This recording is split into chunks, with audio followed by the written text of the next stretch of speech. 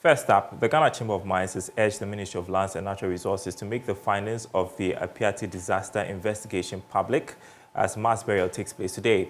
This is in response to the ministry's request that the chamber learn from the tragedy in order to improve mine safety measures. President of the chamber, Dr. Eric Esubontin, believes full disclosure of the investigation's findings will equip members with the information they need to make better safety decisions in future. He spoke at the biennial conference of the Chamber of Mines held in Kumasi. Prince Apia has more in this report. The meeting brought together members of the Chamber of Mines, relevant stakeholders in the mining industry, and officials of the Ministry of Lands and Natural Resources.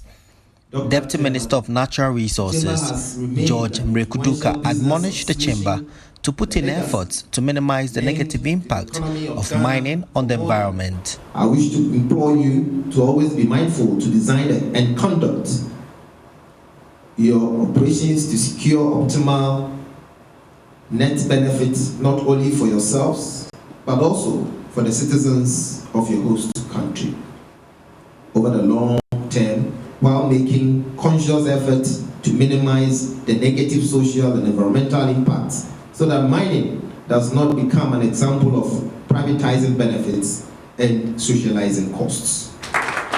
The recent tragic incident at Apiati that claimed some innocent lives was among topics of discussion at the conference.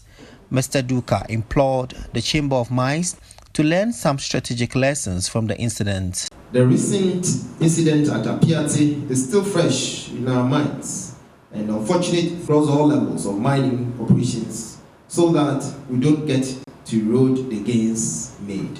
President of the Ghana Chamber of Mines, Dr. Eric Esubontin, says the Chamber would demand full disclosure of the investigation outcome to help them avert a future Apiati recurrence. But what would be even more important is that we get full disclosure or a full release of the outcomes of the investigations or the investigation reports.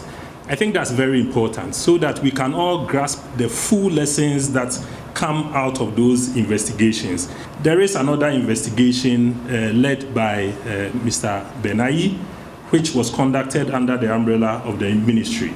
And we would appeal to you, Honorable Minister or Honorable Deputy Minister, that the full report of that investigation is also shared with the chamber, so that we can know that we have left no stone unturned in trying to learn lessons from the Apiati disaster.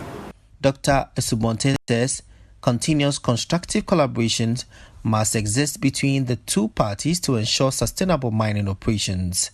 There is still a long way to go, if not for anything at all.